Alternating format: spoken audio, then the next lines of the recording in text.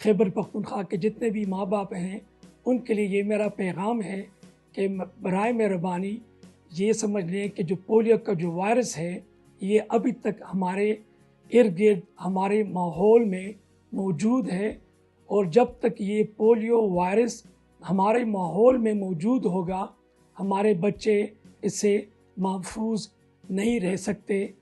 Polio vaccine वाहिद vaccine है दुनिया में जो सबसे महफूज तरीन किस्म का वैक्सीन है, और इसके कोई साइड इफ़ेक्ट जो हैं अभी तक रिकॉर्ड नहीं हुए।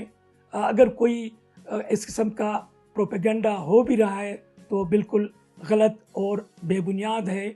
और इसकी जो सबसे बड़ी मिसाल ये है कि बाकी दुनिया में अगर उन लोगों ने पोलियो से जान बचाई है तो इसी तरीके से कि उनके यहाँ भी बार बार उनके बच्चों को पोलियो के कतरे पिलाए गए थे।